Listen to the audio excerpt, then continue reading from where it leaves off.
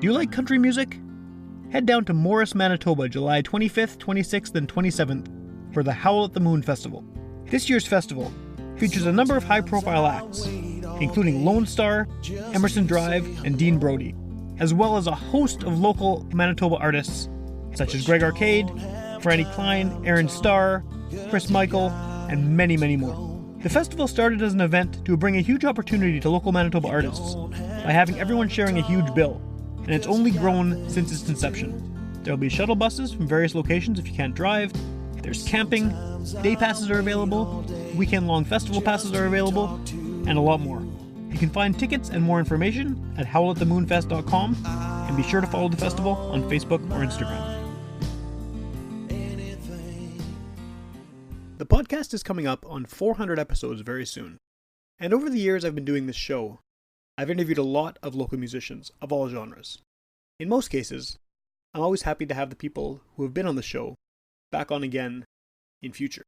But in some cases, there are artists who pretty much have carte blanche to appear on the podcast whenever they want. And they're kind of few and far between. While I have great conversations with everyone from rappers to metal bands to punk bands to folk singers, there are definitely a few over the years who I feel really get the format of the show and are really, really engaging to talk to.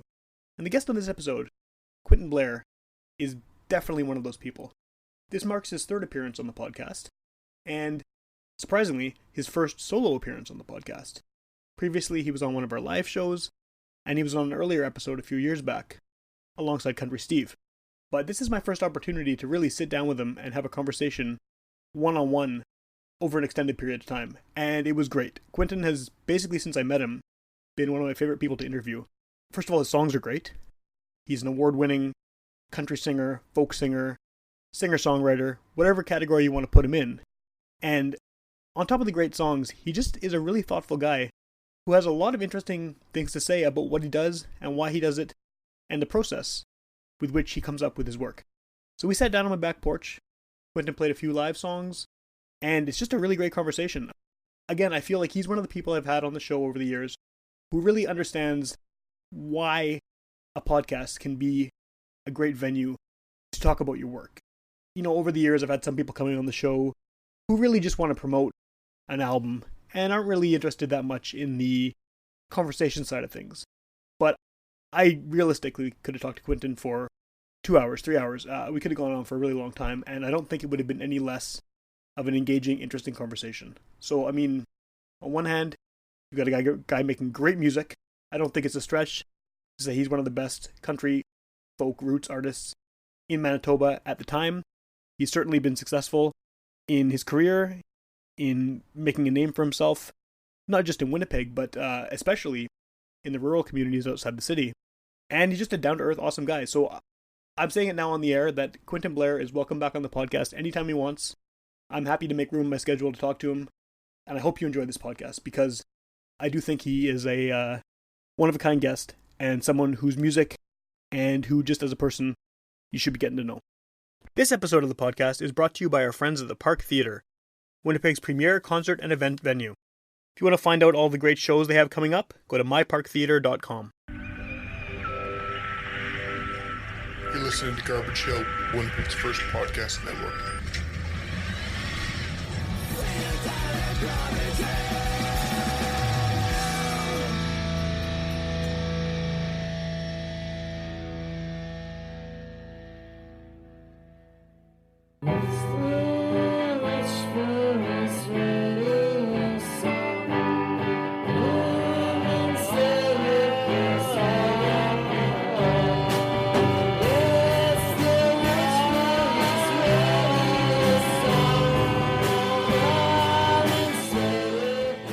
I'm in my backyard, and I'm here with Quinton Blair, who has been on the show before, but not for a while. It's been quite a while since you were quite on. a while, Yeah. absolutely, yeah. We did that live thing with you, but that was still 4 or 5 years ago now, I think. Oh, that's right. Yeah, at yeah, yeah. Handsome Daughter, yeah. Right. So, I've been yeah. on twice then.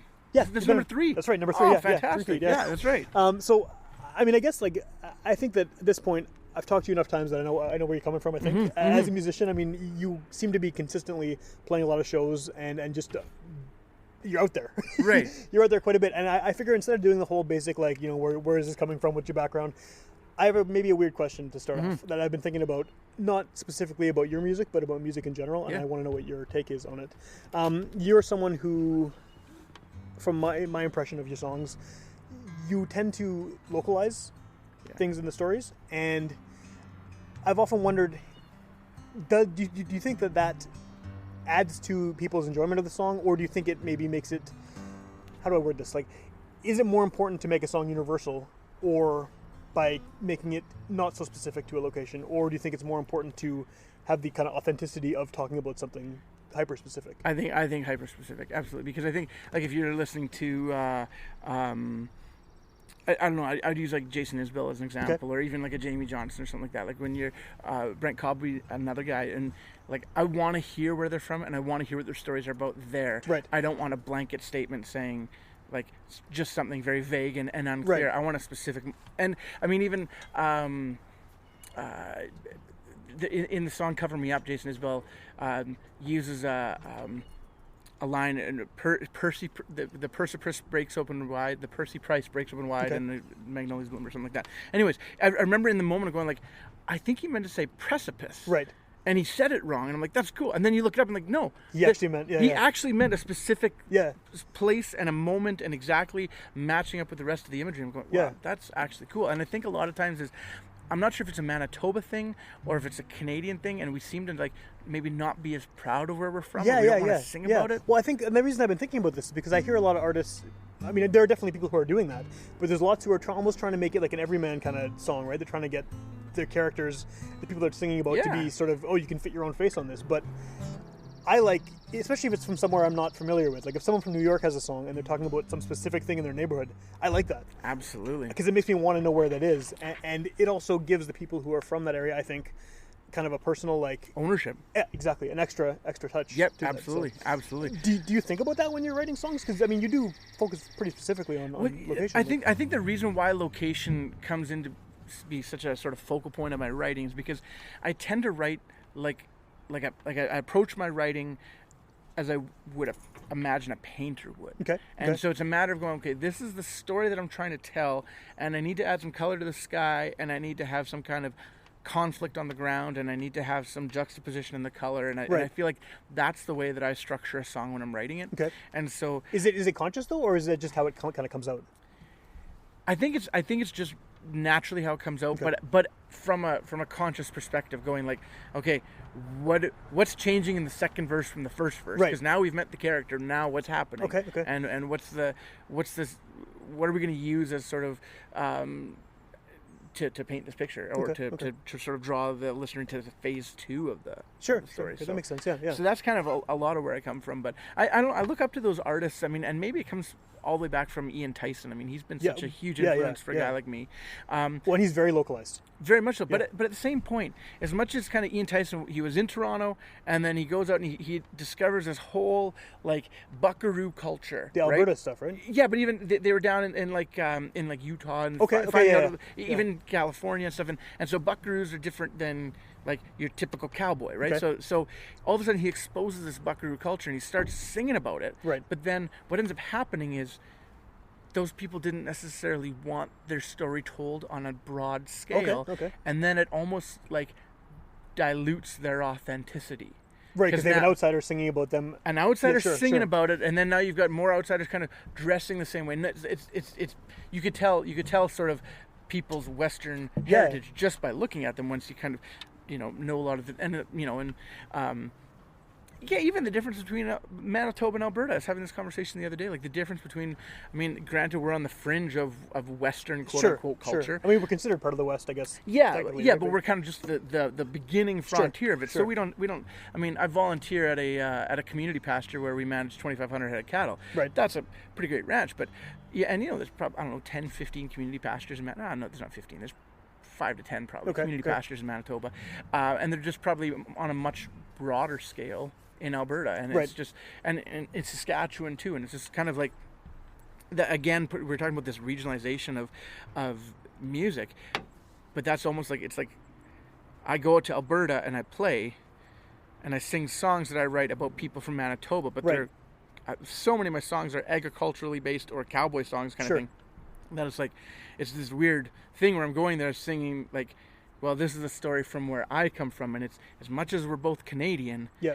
It's still different between those two Sure. regions anyway. Even though you're both in the prairies and both in the west, it's still absolutely, sure. yeah. So then, how do you feel about people? I mean, you're playing a genre of music where authenticity is kind of it's of the utmost importance, right? People. I mean, from my understanding, I listen to country, but not obviously as deeply as you do, right? But I mean, a lot of people I know who are really into it, they want that authenticity. They want someone who is genuine about what they're singing. And there's a few other genres where that's as important, but how do you feel about people then who kind of, maybe don't have that authenticity but are, like, how do you feel about someone taking on the character of someone, a Manitoban cowboy sort of person? Like, I'm fine with it. Yeah. I mean, it's not, I could really care less if jeans are too short, if the cowboy hat's really right. just not quite right. Or But I mean, it's like, I really could care less. Like, it's one of those things where it's like, it can be in so many different ways, just like an open community where people don't really care. Sometimes it can get maybe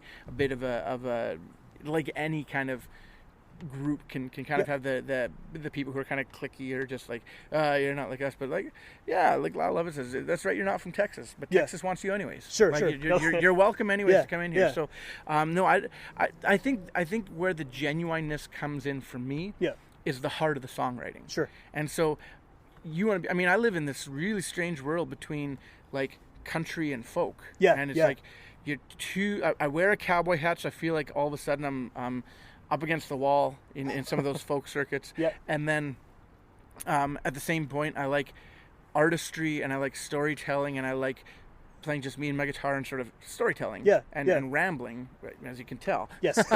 but like, you're pretty good at it. But then you move into those kind of country circuits, and it's like that's not really what they want. They don't want to hear that, yeah. Exactly. And so, you go to a songwriter round and all you hear is like, I wrote this song in Tennessee, or this song is about this. And I'm like, I got a 7-minute story behind my song. Yeah, for sure. I'm always awkwardly on stage going, oops, but here I am. Well, I guess the reason that I'm asking about that is it always reminds me of, like, I used to go in, when I was about 19 or so, do a lot of rap shows, a lot of local rap shows, because a lot of my friends were in that scene, and I would go see them play and everything. And I felt that at any given show, you'd have someone rapping as if they're from Manitoba. Right. Like, they have their own accent, they have their own subject matter, and then you get one guy on the bill who's trying really hard to be from New York or from LA, and it was obvious the way he's speaking the slang. No one uses that here, right? Right. And I always just felt like, why just be yourself and it'll be better? Like, and I think that's kind of the same thing with country music too. I would imagine there's probably a lot of people who are trying so hard to emulate something that they've seen or heard. Yeah. And if they were just more maybe talking about their own stuff, it would. I don't know. Yeah. That's probably right. But it's that strange. Like, country is a strange genre, because when you get into like there's so many subcultures of it, right? Because you can go from like a Luke Bryan or like a Carrie Underwood, like a polished, which is like pop radio with the twang to it, right? Exactly. Yeah. And then you flip over and you go into Americana, and you're like, well, that's actually what country music is. Sure, yeah. But for some reason, those two worlds have a hard time crossing over. But a guy like me, then, so we go and we record songs, and I've got songs that they're never really going to play on the radio nationally. Yeah. But I go to work all the country stations in the prairies, because it's like they will play it because it is localized. Yeah. So I'm not worried about trying to get a song on the radio anywhere else. Just going like, hey, this is where I'm at. This is where I play. We play small towns everywhere. Yeah. And they've all got radio stations. They've all got newspapers. They've all for got, sure. like, it's like I've worked in those newspapers. Yeah, exactly. And it's interesting too. I mean, did you put a post on Facebook the other day talking about doing it the old way? About DIY, yeah. I thought, and so it was like, a lot of times we still DIY, we still poster, we still just get out there and play. You're at a small town bar, and you're just going like, let's go see. Played New Year's Eve at Petersfield. Oh yeah, how was that? Well, Dustin Bufflin showed up. Really? Yeah, that's fantastic. Well, it was kind of this moment where, like, I know that he goes ice fishing out there. Sure, he was injured at the time, so he wasn't on the road with the Jets. And I'm a Jets fan, and we're on our little break, and we're having a pizza in the back, and my buddy's there, and he's like, Buff just walked in. I'm like, oh, come on, seriously? I'm like, oh, cool. And I walk over, and I see him there, and the bar owner's there, and he's waving me over. I thought it'd be this great celebrity moment going, hey, here's Yeah. the country band. Yeah, Here, yeah. meet Dustin. Yeah. And right as I get close to Bufflin, the bar owner kind of pops out of the conversation and says, everyone's bothering Dustin. Your break's over. Go back and play. You go up and play. And I didn't even get to say hi. Did he hear you play though? Was he around? Yeah, for however long. That's kind of cool. Right? Yeah, I mean, yeah. I guess. You know, I don't know if it changed my life at all. Yeah. But Maybe about your CD, you know. No, he didn't. He didn't. I would have remembered that.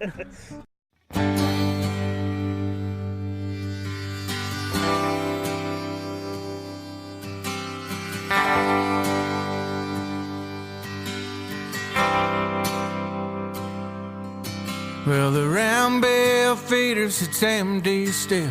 A 3-wire fence wraps around this field, and I can't afford the mailbox anymore.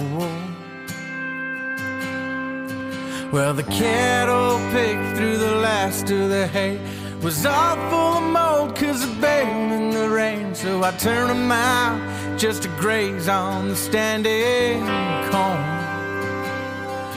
Hasn't been supposed to keep it all tied down. When he feels a ghost, I'm following him around.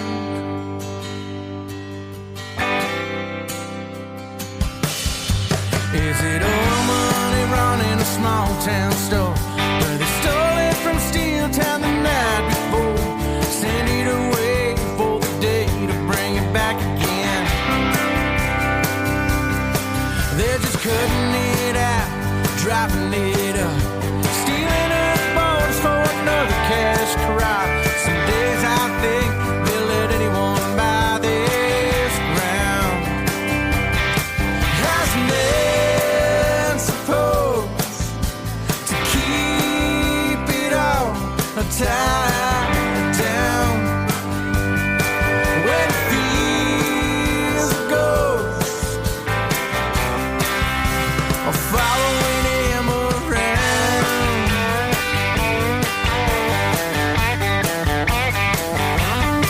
Could it be the age? Could it be this town? Oh, the politics that follow you around. Well, hey!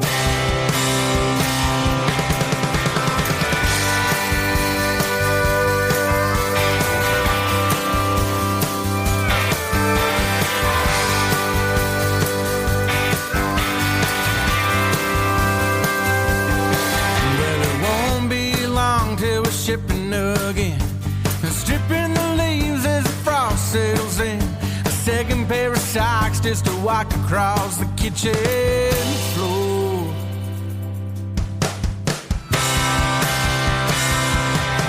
Hasn't been supposed to keep it all tied down. When it feels the ghost, following him around. They're following him around.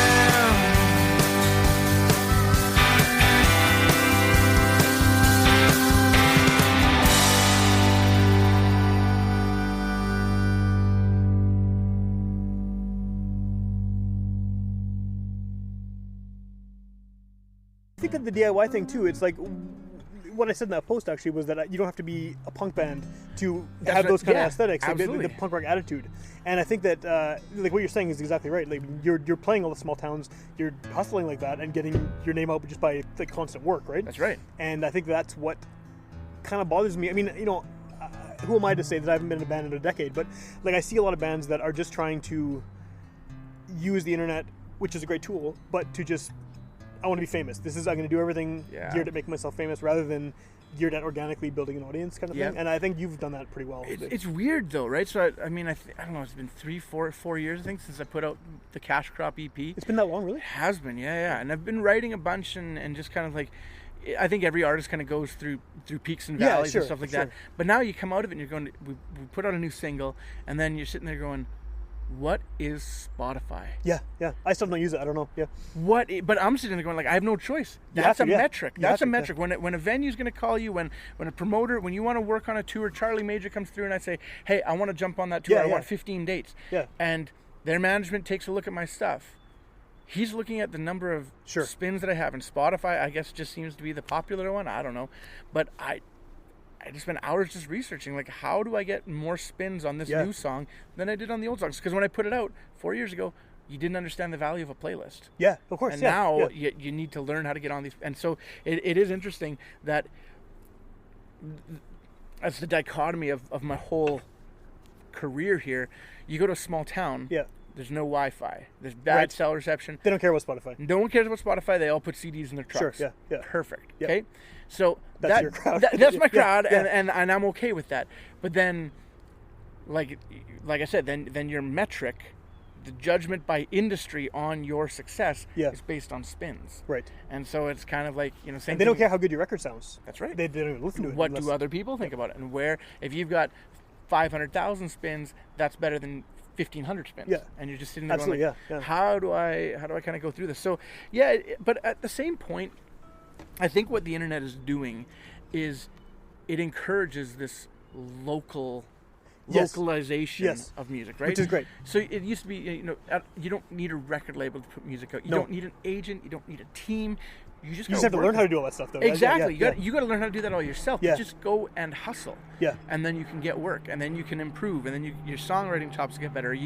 Country music does a lot of co-writing, so once you get out there and you really start to dial in, like, how you co-write and who do you like to co-write with, and what are you kind of coming up with those writers. I've got your sort of my stock kind of 2-3 writers that I really like to write with. Yeah. I like writing with a lot of people, but I've got kind of my 2-3 that are like, okay, we haven't written for about a month or two. Let's see what we can get. Cool. Kind of thing. So, but that said, I mean, the way that you can then use the internet as part of your day-to-day street hustle, right? If you can kind of pair the two of them together, I think you can make a fine career. For sure.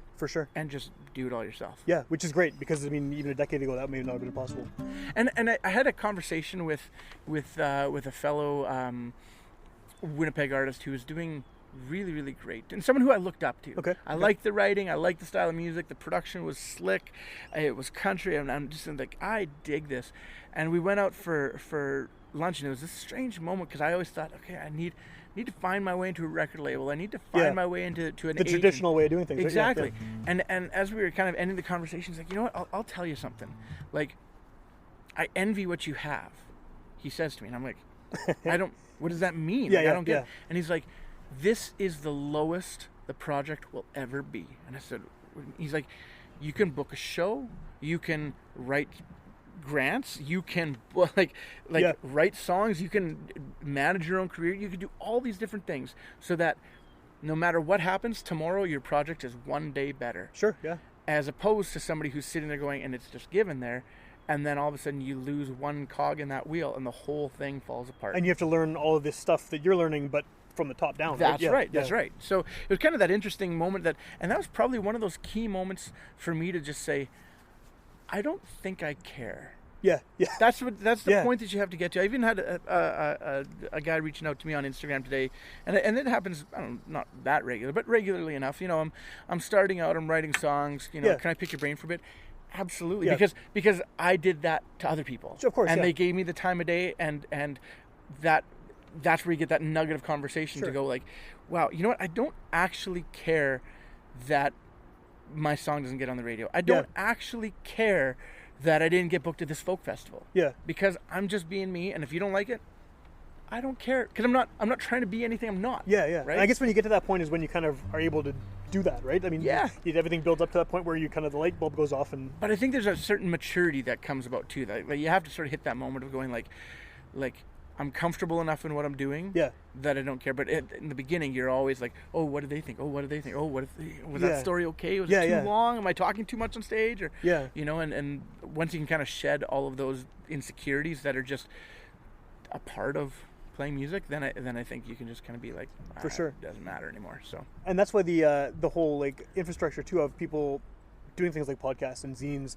and campus Absolutely. radio and stuff is great because you can do all of that without having to even go near the mainstream stuff, and you can, people are working together on promoting this stuff. Like, so, Yeah. I mean, you're coming here and talking on this show. Whoever's listening to this show, maybe they'll go buy your record. Absolutely. Maybe they'll come see you, and vice versa. You know, like, Yeah. I mean, yeah. So someone might, I heard this guy's on the podcast. I should go check him out. Or, Exactly, or however it works, right? So yeah. It's, but, and it becomes very much like we're both working together Yeah. towards the same goal. Yeah. And so now we are going to pick up some kind of, I don't know if synergy is an overused word, I but don't know, but that's part of what happens, right? There's Yeah. the more and more you're working, collaborating, and encouraging someone else. I think that's actually the key. And this is what I'm terrible at. I live out of town. I rodeo.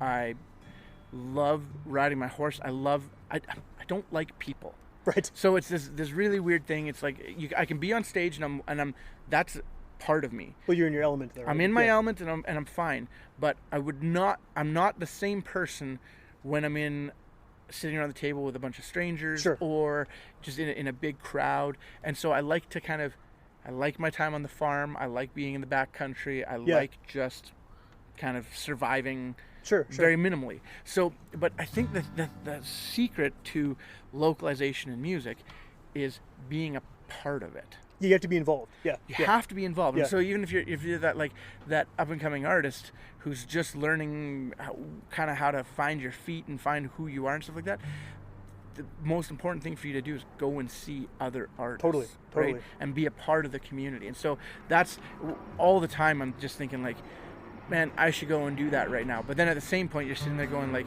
I just drove like crazy this week. Yeah. And you want to take your time to relax and then do your yeah, own and the stuff. last thing I want to do is drive back to Winnipeg. Yeah, and yeah. now because I'm on it's not like I can cab home from the club, Yeah. right? It's like I've got to make sure that I'm getting there and getting home and that everyone is safe and Yeah. you're responsible and so you're sitting there going like, well, I think I'm just going to start a bonfire and sit here by myself and play guitar. Yeah, I've got a front porch swing that watches the sun go down. Yeah. And then I've got a back porch that overlooks the horses, and it's just like That's awesome. Yeah. just what I do. Yeah. And yeah. so, and then the most interesting part is that you're in those moments where,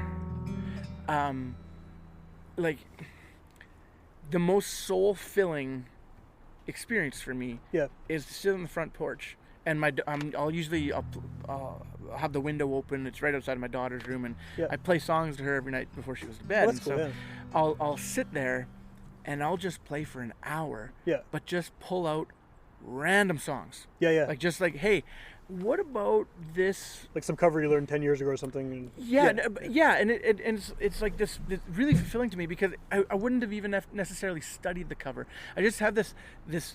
I know that music is a gift because, like it just the lyrics just stick with me. There's nothing that I do to practice lyrics. Yeah. I don't have to write them out, but it's just like country music just sticks in my head, and so I'll think of a song. Okay, I was a big Garth Brooks fan as a kid. And there's all this controversy now around him and Coulter Wall and the Dead South and Blake Berglund because Garth is playing 2 shows the same weekend as Regina Folk Fest. Oh, really? Okay. And so all the Right, folk, the country tinged folk fest players are and they're going like that's disrespectful. This is like a cornerstone part of our province, and here just.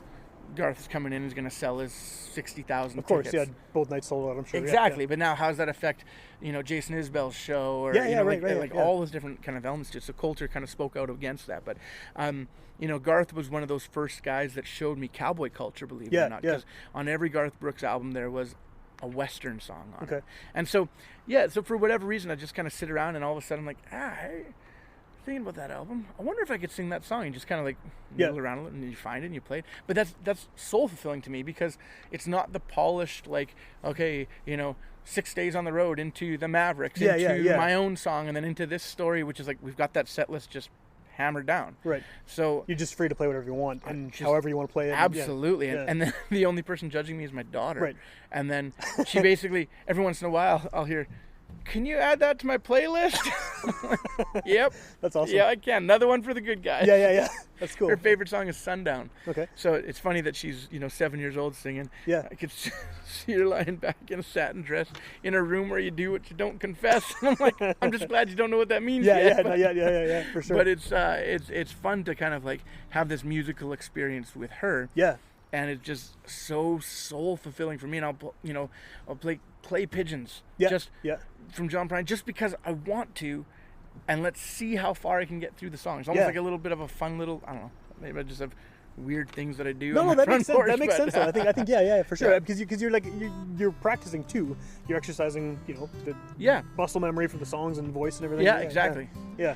And a lot of times it forces you to be able to think on the spot too. Sure. And I think part of the reason why I can remember the lyrics is the rhyme, right? There's always a rhyme structure and scheme. Yeah. And so if I know the second rhyme is going to be this word, if I'm forgetting the line, like I know what the end point is going to sound like, and maybe that's you can kind of fudge it if you have to. But I mean, I think more often than not, you just kind of pull it out at the last second, and you get it pretty darn close. So I'm always usually pretty happy with that. That's cool. Yeah.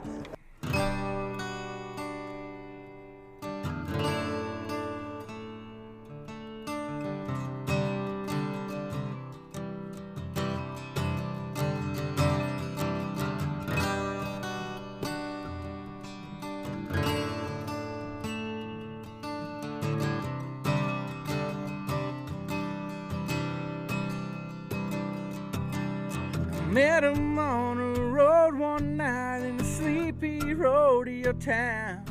One hot July summer night when I was just hanging around. We started swapping stories, not really sure which ones were true. Horse racing at the frontier days, or the plates that he wore in his boots. As the can pile grows, the fire pit knows there's a Mustang on the loose. Wild horse rider, one jump ahead of the rest. Two broken legs, ice in his veins, and a heart beating strong in his chest. Wild horse rider, from Cheyenne to Calgary. Oh, he won't tame down, he'll always be around as long as Mustangs still run free. Wild horse rider. Well, the beers soon turned to hours. Jay, Roger, and Jimmy are telling lies, with some long-haired hippie causing trouble. Couldn't see the wild in his eyes. Out of a lesson book, the gambler shows only what he wants you to see. But your friends can read between the lines of that old melody. With a flash and a look and a hard right hook, fists were flying through the air. That one horse town saw you tear it right down as you relived your younger years. Wild horse rider, one jump ahead of the rest. Two broken legs, ice in his veins, and a heart beating strong in his chest. Wild horse rider, from Cheyenne to Calgary. Oh, he won't tame down, always be around as long as Mustangs still run free. Wild horse rider.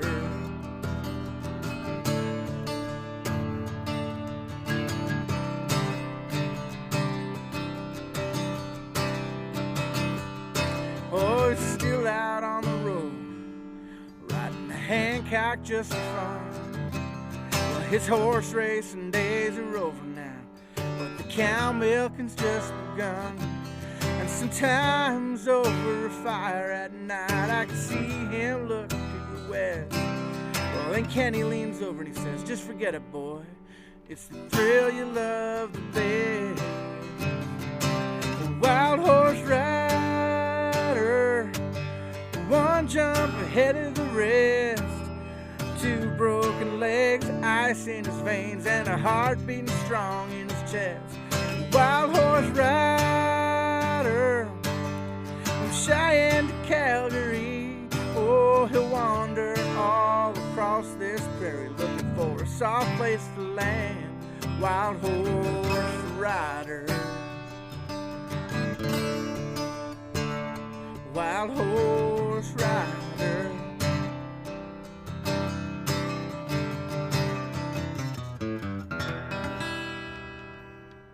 Just to go back for a second to the what you're talking about Spotify and all that stuff, and also the idea of like building community within the local music community. Yeah. I have a lot of people asking me to be on the show, which is awesome. I mean, it saves me a lot of trouble tracking people down. But I've got a few requests recently, and someone's saying like, here, check out my band. I want to be on the show. Here's how many Spotify downloads I have, or whatever. And I don't care. I do not give a shit. I'm almost more likely to not get you on the show because you told me that. That's right. I'd rather have a recommendation from someone that I know whose music I like and whose taste I trust. Yeah. Saying, look at this band. These guys are awesome. You should have them on the podcast. 9 times out of 10, I'm going to go for that. Well, that's how we got connected in the first place. Exactly. Yeah. Absolutely. And that's how I think that's so much better. And I think that's how a lot of people. I think people are maybe deluding themselves into thinking that the numbers are the most important, when I think that the smaller stuff is what's more important. Yeah. Just in terms of eventually getting to that point. Yeah, I'd agree with that for sure. But I think the reality is, if you go to enough Manitoba music seminars, they're going to say you've got, 3 sentences. Yeah. And you got to make it count, and you got to have something there that they can grab onto. Right. And I mean, Manitoba Music is fantastic, and all their DIY programs and stuff like that. And I've done, I don't know how many of those courses, or how many January music meetings I've been to, and just they do the speed dating thing where you're introduced to all this different industry, and you get used to talking to them, pitching, and you learn to then get really comfortable in who you are in presenting yourself. So, but it is interesting how you approach it, going like, a well-written email will get you a response. Oh, but it's a matter of finding what that is. And sometimes, like you said, you're clinging on to, I have 13,000 spins. Well, guess what? In the big scheme of things, that doesn't really matter.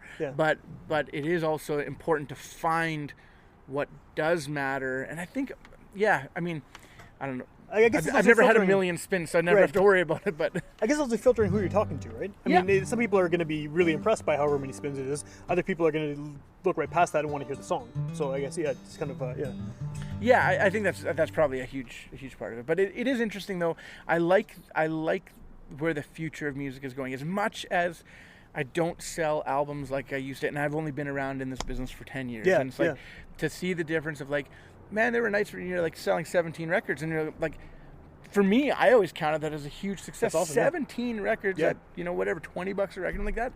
It's pretty good. That's fantastic. That's a nice little bonus. And now you're sitting there going like, you get 0.03 cents from your Spotify. Exactly. Yeah. Oh, I'm gonna follow. The question they always ask: so, are you on like Spotify, Apple Music, and stuff? I'm like, yeah. They're like, okay, we'll follow you there. I'm like, oh, well, thanks. Yeah, there's a CD right here. Yeah, exactly. You could put this in your truck, or I bet you don't remember my name in the morning. No, kind of thing, because right? they got 700 million other songs. Exactly. Yeah. Does that? Do you have to write differently? I mean, not write differently, but kind of sequence your stuff differently for those formats? Because people aren't listening to records anymore. They're listening to individual songs, and well, I mean, some people are, sure, but on the whole, everything's so temporary, right? So, how do you? I mean, I'm glad I don't play in a band anymore, because I don't know how you would target that. I mean, how do you know what song's going to work, right? I'm just embracing that. Yeah. I'm just embracing it, going, you know what? We just did a tune that we released, and I sent it out to all of the Manitoba kind of roots and country stations. Yep.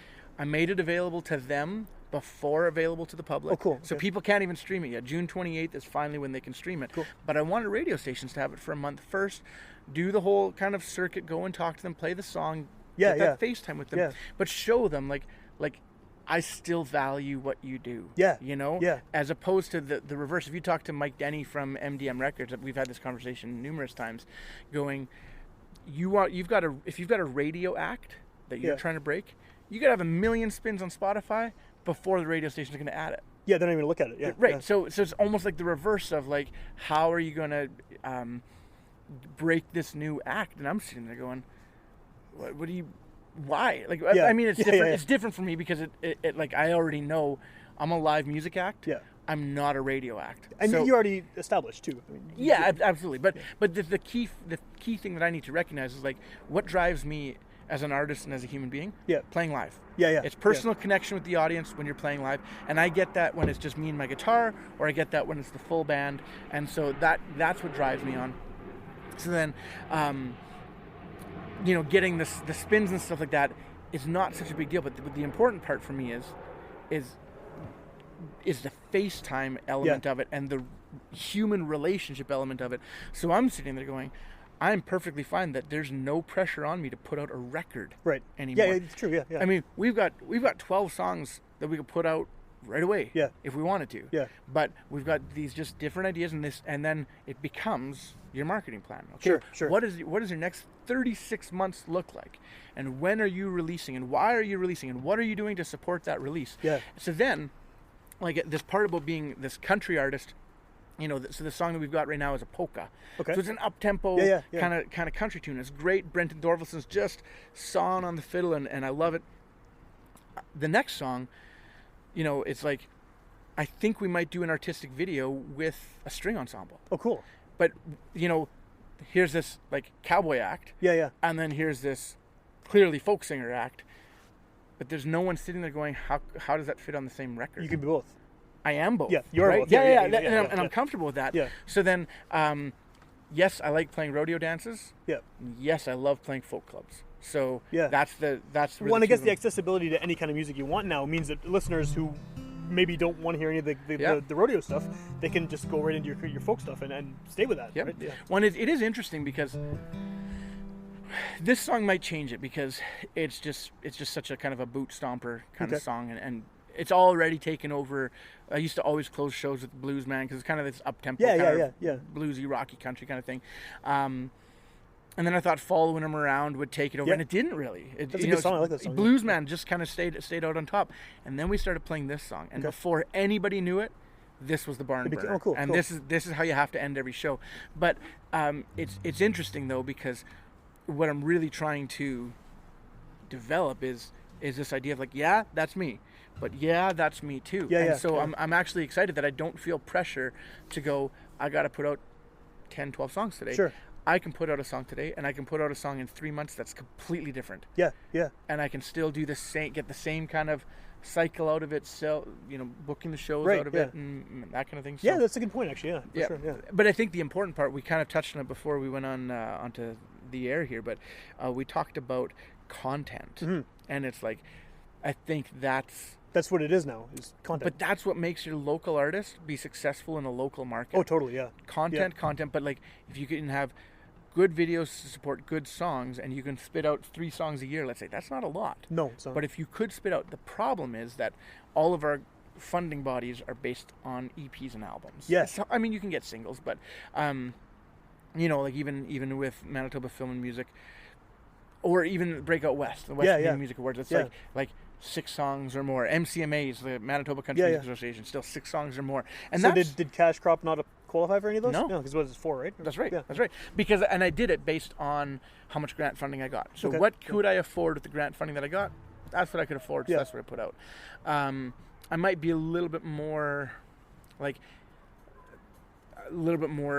don't know what the right word would be, be selective maybe. Yeah. And saying like, I want to get to 7 songs, and for no other reason of going like, I have a lot that I want to put out. Yeah. So, but I think that's what that key is that 36-month marketing plan. I mean, Roland DeChambeau used to be at Manitoba Music, and he was the first guy that I kind of like went in and did some consultation with, and he sketched it out on a piece of paper to me, and it was like I had this light bulb moment going like, that's how it works. Cool. If I could do 20 hours a week of book work on my music, and that's so now I got to develop my web assets. So now I need to develop my website. Now I'm going to take 2 weeks to do that, let's say, or whatever it's going to be, right? Whatever it is, And then you just kind of like, once you chip away at it, if you're consistent with that, that's how it works. Yeah. So it's just hustle. Yeah. Well, you seem to be good at it. I mean, it's working for you, right? The hustle's been... Yeah, and it's actually, I kind of went through it, like I was saying, there's peaks and valleys sort of as an artist, and it was a really interesting thing. It was pointed out to me by my girlfriend, actually. Artists, when you're on stage and you're playing the Burt, And there's people there, they're cheering, people are messaging you, sending you text messages, great job, whatever, you know, love your stuff, Yeah. new song's great. And you get this high, but it's not like you're even asking for the high. You didn't ask for anyone to, you just played your best and you felt like you did well. Yeah, sure. But the next day, you experience a low. Right, because that's over. That Mountaintop experience is over, but I didn't realize that happened. She pointed out to me, and I'm like, that was an important moment for me as an artist. Oh, it was happening to you, but you hadn't picked up on it? But I didn't know why. Like, why am I down today? Like,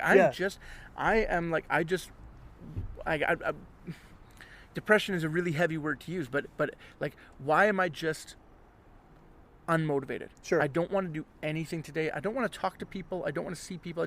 And I know that's part of my character. Like, I like being quiet, but it gets to be a bit extreme. And then she says, like, this is why, because nobody wants you today. Right. And I'm right. like, And the day before they all did. Right? Exactly. Yeah. But you're like, wow, goodness, that is exactly what it is. And so now that you kind of recognize that, then you can deal with it. But I think that's an important part for artists to learn, because I mean, you could look at any artist who's kind of going out there, and it could be an album cycle where it's like, you know, a Juno nomination, or you win songwriter Breakout West, or, you know, all this great stuff. And guess what? When that album cycle's over, nobody wants you anymore. Right, and the next one might bomb. Exactly. Yeah. So, but you got to be kind of prepared for that up and down. And so that's one thing that I'm kind of learning how to embrace.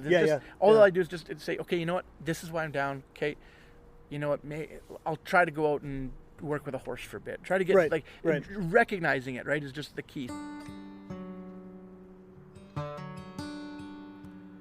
You see the sun come up, go back down. Don't even need to get out of town to watch that red burn right through day and into night. And now where a drifter's heart runs wild, lose himself out there in the open miles. You can't shake that kind of lost, try as you might. And when that springtime green turns gold, I'll be packing up to go down there to one long lonesome road, to where good corn and hearts both grow. No, there ain't that much to see, and all that nothing means something to me. Something about seeing those empty plains, washing my sins away like the summer rain, helps me find the man who's living underneath. That silver-kissed weed in the moonlight puts a restless soul in the spotlight till it shines like the star he was always meant to be. It's a diamond in the rough, ain't too far, but it's far enough. Down there to one long lonesome road, to where good corn and hearts both grow. No, there ain't that much to see, and all that nothing means something to me.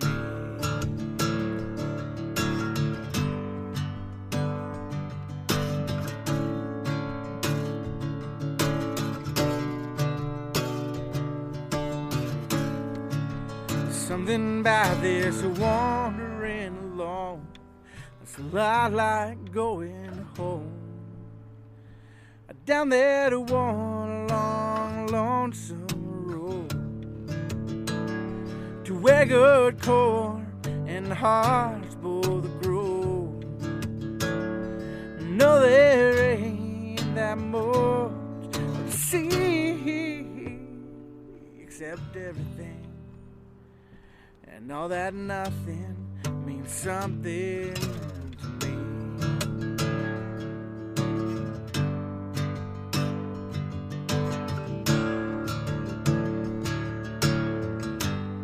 It means something to me.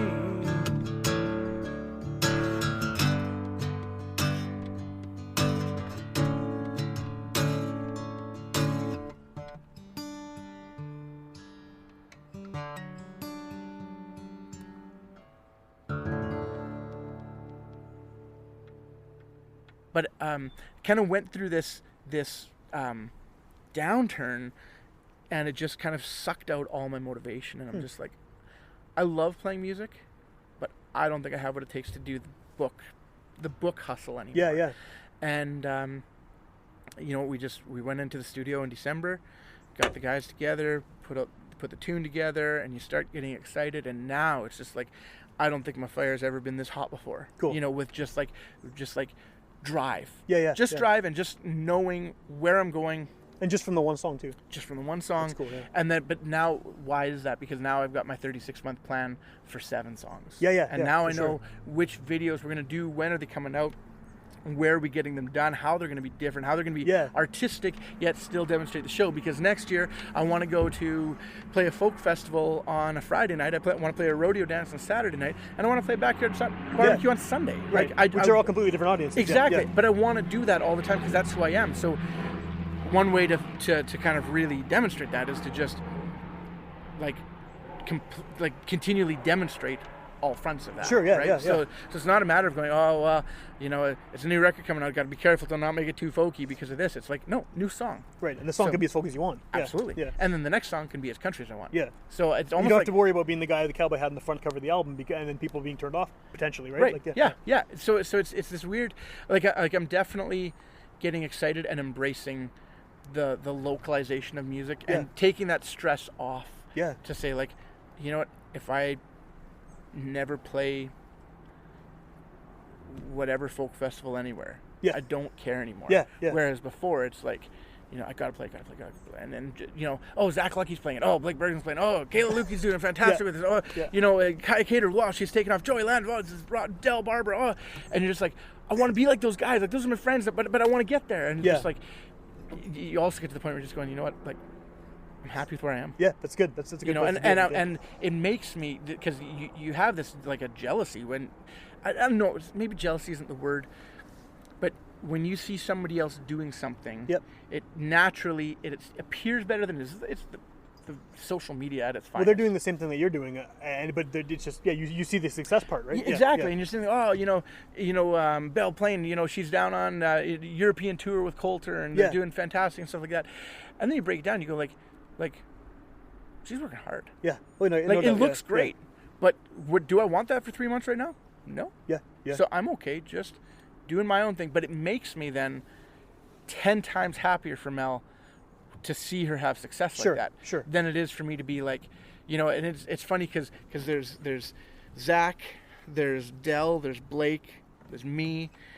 We were kind of like your I mean, there's obviously Corb too, and then now there's Coulter, but there's a couple other guys too coming out of Alberta now, but like the Hat Act playing folk music, Cowboy Hats playing folk music, and trying to still find some love from the country market, and we're all kind of a little bit different. But I remember before I knew those guys, like I'd just be like, man, Zach's on the road again, how does he cover these miles? And then how do you compete, right? But then you feel like you have to compete, sure. And then I think it's just part of that maturity though, where you just go like, you know what, man, Zach, you crash at my house anytime you want. Yeah. And we'll write songs together. We'll hang out at festivals, and every time you're on the road, I'm happy for you. Yeah. And I mean, this is on a smaller scale, but I can definitely relate because there's been times where other people doing local podcasts. I mean, and it's a much smaller community than the music scene, but I see them, getting these big name guests or whatever, and it's like, oh shit, I wish I had that person. But then it goes back to what I was saying before. You go, I just got Quinton Blair. Why can't I get someone big? But I'd rather have Quinton Blair. You know what I mean? I'd rather have Country Steve. I'd rather have someone who has no fans and has a good story to tell, right? I mean, and it's what the initial thing is like jealousy, as you're saying. It's like, oh, how did they do that? I need to do that. I need to get this amount of listeners. I need to win this. But it's like, no, I don't need to do that because that's not why I'm doing this, and that's not why you're doing this either. Yeah. So I get it. To a point. But it is exactly the same. Yeah. Right. And so you feel it's interesting, and then the more the time goes by, and the more that you're kind of sitting there going, man, I've been doing this for years. Yeah. And I'm happy doing it, and I'm not going to stop. Well, exactly. Yeah. Suddenly, then that's your moment where you don't care anymore. Exactly. And not that you don't care about the art of it, you don't care about the accolades. Like, you don't care about the prestige of it. You just want to do it because you like doing it. Does Steve Earle sit up at night going, man, I wish I could write a better song? Or John Prine go, I wish, they don't. Because, I hope not, anyway. Maybe they do. Maybe I'm wrong. Yeah. But I think you even take that to an earlier level, and you just say, like, the sooner that you can find that, I think, the better artist that you become. Yeah, for sure. Yeah, it's kind of interesting. I think that may be a good way to end it, actually. It's very kind of wrapped it up neatly. Sure. Just before we do that, though, do you have anything coming up in the relatively near future that people should look into? I mean, as far as whether releases or big shows or anything like that? Yeah, well, we've got... I released a song out to all the different radio formats. Yeah. It's called After They're Gone, and then... it goes live on all streaming services on June 28th, which coincides with Don Amero's release. Actually, I didn't plan it like that, but I love Don. But it comes out on June 28th, and I picked that day because that's when we're playing at Country Fest. Oh, cool. That makes sense. Yeah, and I'm happy to go out to Country Fest and play out there. Again, it's sometimes like you go to that, like to festivals, and you're just like, sometimes I feel like I'm like the only one playing country music, right? You know, but there you're not. Yeah. There you're good. But there you're the only one playing folk music, maybe, right? Yeah, that's right. I'm the only one telling stories at this point. Yeah. I played a songwriter around there one time, and I was with Aaron Goodvin, who didn't have any radio hits yet. Okay. He's now had some radio success.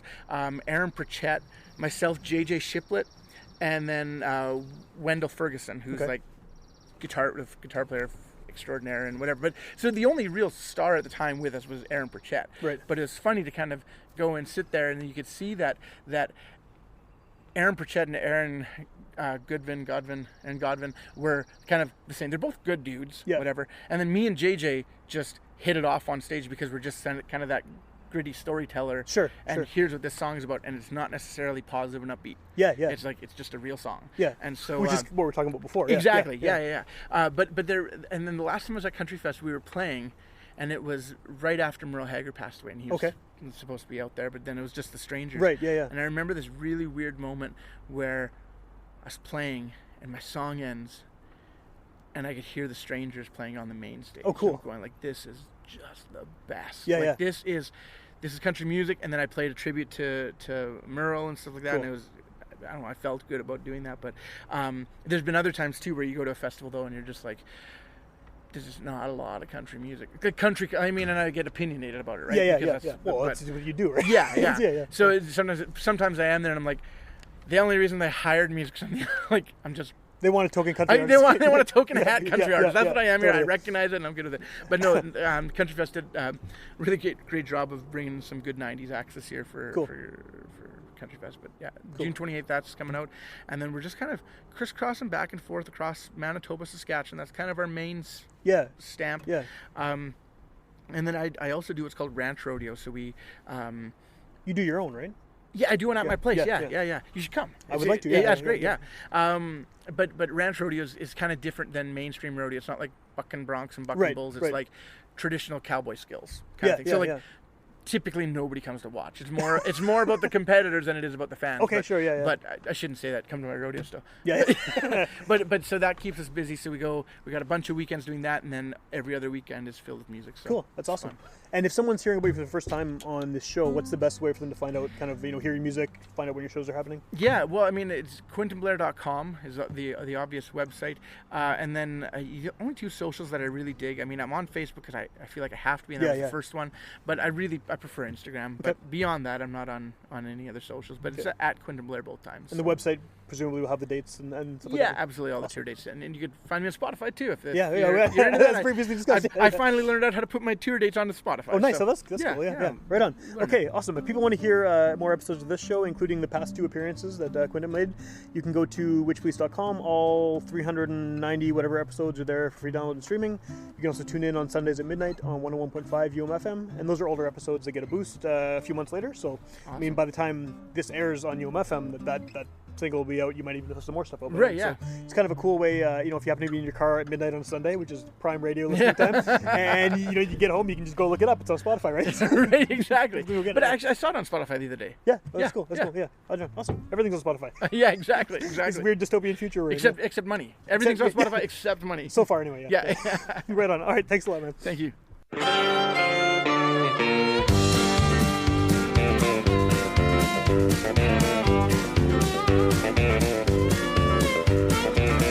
See his shadow on the wall where he sits. Checks his watch, checks his son. He whispers, "Boy, this is it." There's a train leaving Dogtown in about 3 hours' time. If I wanna get out of this town alive, I gotta get out of this dive. Well, he leaves the stool spinning with the froth on his beer. And I slide over and I knock her back and I offer him my cheers. We ain't here for much, but we got much to do. We ain't here to call out names or to be somebody's fool. We ain't here to make time, 'cause time marches on. We ain't here to bring them back long after they're gone. Hey!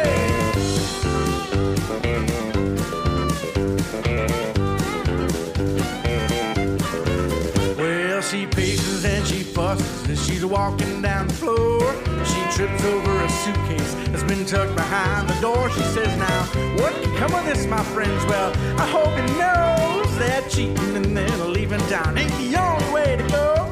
Now he walks in the back door, but he won't be walking long, 'cause the lock is off the safe and all the ammunition's gone.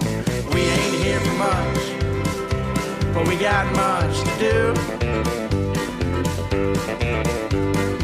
We ain't here to call out names or to be somebody's fool.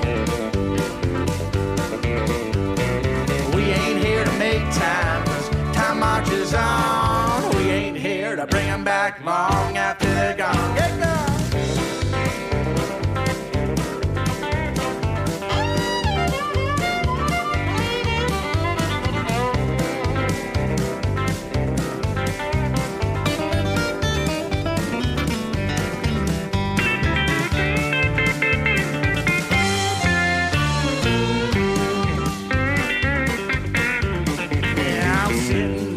Shadow of that trailer park sign, watching that sun go down 1 minute at a time. That slow rolling train's rolling slow, lay by, and there ain't nobody getting on, nobody riding highway. You know, she smiles and she looks at me and she tosses me a bear, and I slide over and I knock her back because she don't waste no tears.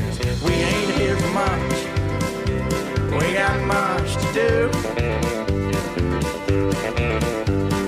We ain't here to call out names or to be somebody's fool. We ain't here to make time, 'cause time marches on. We ain't here to bring them back long after they're gone. We ain't here for much, we got much to do. We ain't here to call out names or to be somebody's fool.